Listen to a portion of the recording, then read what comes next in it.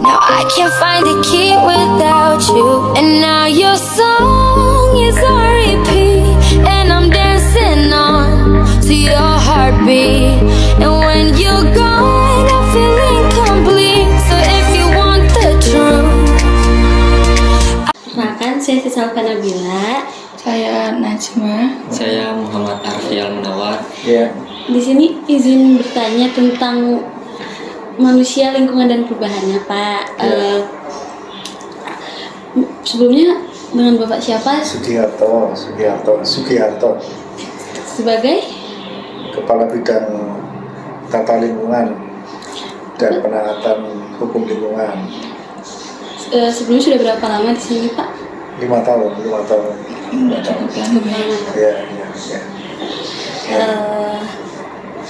Izin bertanya, Ya. menurut Bapak apa sih yang dimaksud dengan hubungan lingkungan manusia dan lingkungan itu? Ya, karena lingkungan kan punya daya dukung dan daya tampung ya. Artinya jasa dari sebuah lingkungan itu punya daya tampung, tapi di samping itu juga punya daya dukung terhadap manusia yang ada di penghuninya ya. Jadi hubungan lingkungan dengan manusia. Jadi memang ada keterkaitan. Kalau lingkungan ini itu bisa dijaga kelestariannya, dilindungi ya kelestariannya, tentu saja ini akan memberikan daya dukung yang luar biasa pada manusia.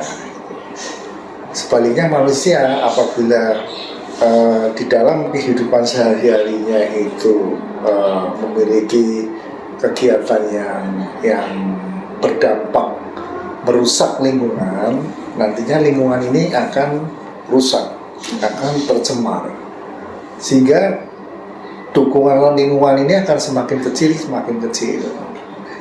dan pada akhirnya kehidupan manusia sendiri itu tidak ditopang oleh dukungan dari lingkungan. Misalnya sawah lah ya,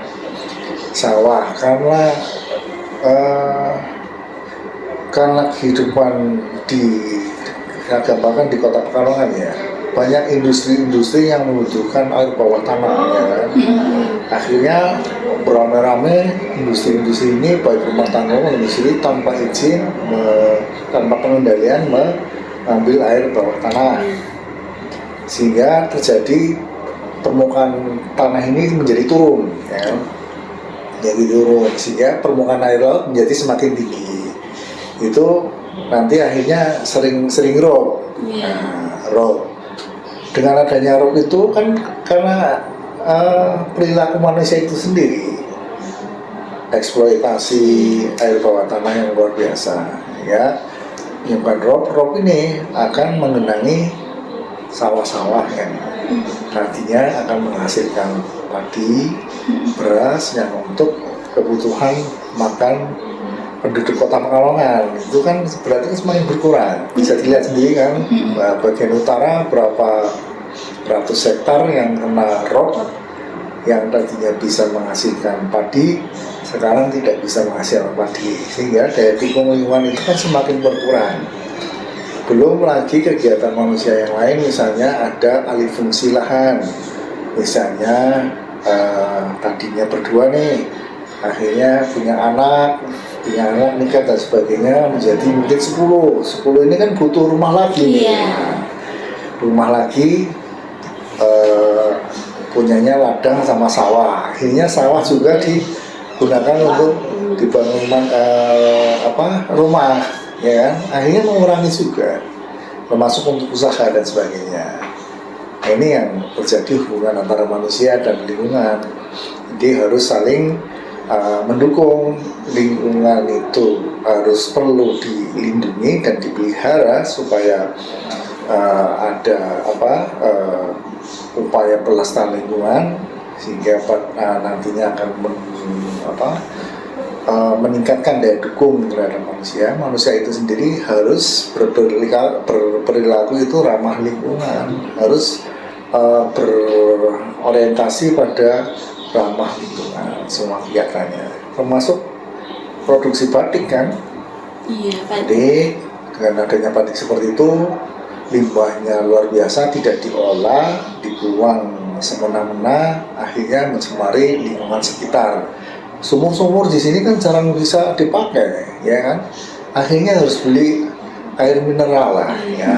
Kan berarti kan dari sisi anggaran nambah nih, nambah. Belum lagi dampak misalnya digunakan untuk mandi dan sebagainya, ada penyakit kulit dan sebagainya. Ini kan secara ekonomi pun bertambah, secara kesehatan pun bertambah ketika manusianya itu tidak memperhatikan lingkungan dengan sebaik-baiknya. Itu pada prinsipnya seperti itu. Begitu ya. Menurut Bapak, sepenting apa sih lingkungan bagi manusia dan sebaliknya? Ya itu, lingkungan sangat penting karena semua kebutuhan manusia kan dari lingkungan juga. Butuh rumah dari lahan, ya kan? Butuh padi dari sawah, butuh lauk pauk ikan dari empang, ya. Udara kan dari alam semua. Seandainya udara sudah tercemar dan sebagainya, bagaimana mungkin kita bisa hidup nyaman dengan udara yang tercemar, ya kan? Itu jadi ya sangat penting sekali. Hanya sekarang kan kondisi sekarang kan orang-orang belum menyadari itu, belum menyadari atau nggak mau tahu. Dan itu sebenarnya bukan masalah dari segi lokal saja, tapi sudah hampir menyeluruh di seluruh daerah seperti itu. Jadi ketika membangun, ketika berusaha, itu jarang yang berorientasi pada perlindungan lingkungan. Oleh karena itu hukum sudah dibuat sedemikian rupa, peraturan perundangan dibuat sedemikian rupa supaya ada perlindungan dan pengendalian terhadap lingkungan. Hanya memang penegakan hukumnya masih kurang ya, masih kurang. Ini terus kesadaran masyarakatnya terhadap taat pada aturan juga kurang. Ini jadi sangat penting sekali hubungan antara manusia dengan lingkungan. Jadi kalau bukan hanya manusianya saja yang penting, tapi lingkungan juga penting, perlu dibilang. Intinya seperti itu. Ya Pak, ini apakah manusia menjadi salah satu faktor utama berubahnya suatu lingkungan? Ya, karena manusia kan punya kemampuan untuk beradaptasi. Kalau beradaptasinya positif dan berpikiran berorientasi pada lingkungan masih mending. Kalau adaptasinya hanya di salah satu aspek saja, beradaptasi untuk mencari usaha, ya kan, bisnis dan sebagainya, ini kan akhirnya mengesampingkan aspek lingkungan. Jadi seperti itu. Bapak kan sudah 5 tahun di sini. Apa aja sih program kerja DLH Kota Pekalongan ini untuk menjaga lingkungan Kota Pekalongan, Pak?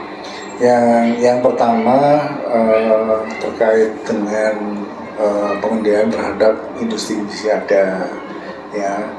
Industri ada kan belum semuanya berizin. Dengan adanya tidak berizin kan akhirnya tidak berpola pada ramah lingkungan. Nah, ini kita memberikan pelayanan perizinan tentang izin lingkungan atau persetujuan lingkungan.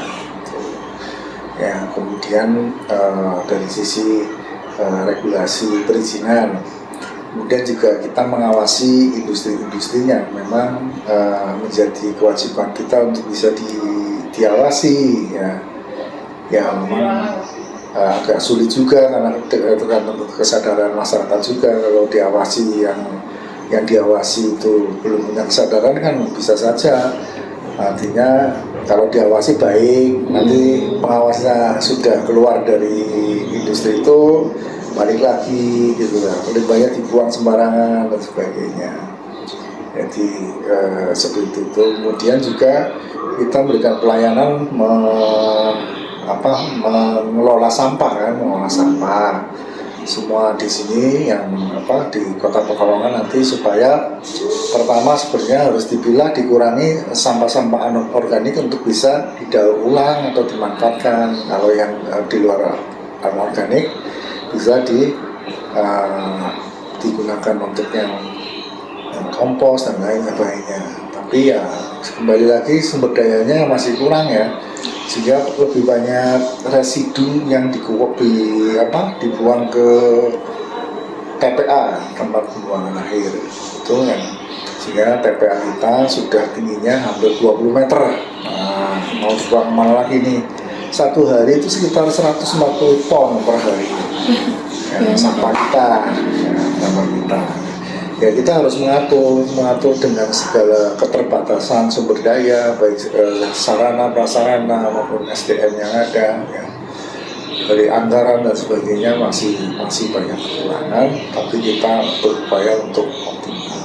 Termasuk kita juga memperbanyak RTH ya, ruang terbuka hijau ya, penghijauan pohon dan sebagainya, supaya udara di kita itu tetap sehat. Jadi itu beberapa fungsi dari DLH. Harapan Bapak ke depannya untuk lingkungan Pekalongan ini gimana? Ya harapannya yang pertama, warga Kota Pekalongan itu mengetahui pentingnya lingkungan. Kemudian yang kedua, menyadari bahwa lingkungan perlu dijaga, dilindungi, dan dikelola dengan benar. Kemudian ketiga, warga itu taat terhadap peraturan perundangan terkait masalah lingkungan. Itu tiga hal yang penting. Kalau itu dilaksanakan semua, ya insya Allah lingkungan kita sudah bisa bagus ya. Kayak seperti APT, air bawah tanah, kita bekerja keras untuk tidak ada pengeboran, tapi ketua warga kadang-kadang juga ngebor sendiri dan sebagainya. Sehingga sampai sekarang masih ada penurunan tanah terus ya. Hampir setahun itu mungkin sekitar 7 sampai 11 cm lah. 10 tahun kan sudah 1 meter lebih. Makanya dari sana kan terus ya, kalau bisa lihat permukaan air pantai di sana di krematorium dibandingkan dengan air yang ada di daratan itu bedanya semeter, 1 meter. Jadi air laut lebih tinggi daripada ini. Karena ada bendungan kan, kalau tidak ada bendungan ini semua lari semua ke darat. Ini ya, kondisi kita memang butuh pengelolaan yang lebih baik lagi. Gitu.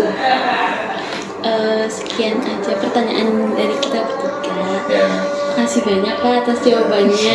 Ya. Terima kasih Bang, udah Ya. meluangkan